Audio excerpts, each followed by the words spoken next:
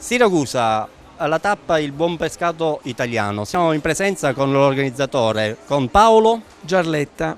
Paolo Giarletta, quindi organizzatore dell'evento qua a Siracusa. Certo, è un evento promosso dalla Direzione Generale Pesca del Ministero delle Politiche Agricole che ha l'obiettivo fondamentale di promuovere specie eccedentarie o quelle poco note. Sono 16 specie ittiche che, nonostante fossero di grandi qualità organolettiche, purtroppo non troviamo sui banchi di pesce.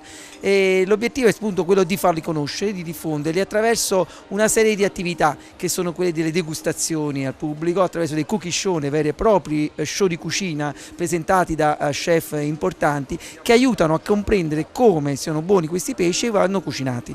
Il tour è partito da febbraio di quest'anno e ha toccato già 5 regioni, il Veneto, la Calabria, la Campania, la Puglia, e abbiamo concluso adesso qui in Sicilia, che non ultima ovviamente per importanza, ma anzi per il fatto che sicuramente in questa terra, in questo mare si ripescono veramente tutte le specie che noi promuoviamo.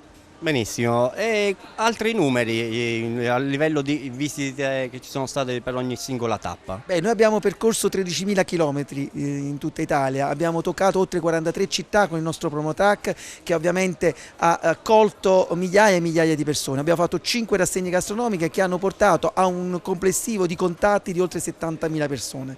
Abbiamo inoltre coinvolto le scuole, un altro obiettivo, scuole elementari e scuole medie attraverso il concorso Piccoli ma Buoni, e anche lì abbiamo raggiunto numeri da record, oltre 4.000 bambini nelle tutte e 5 le rassegne gastronomiche. E non ultimo gli istituti alberghieri che sicuramente sono stati i partner tecnici più importanti del nostro tour, che ci hanno affiancato nella presentazione, nella preparazione dei piatti proprio che fanno parte della tradizione culinaria della regione.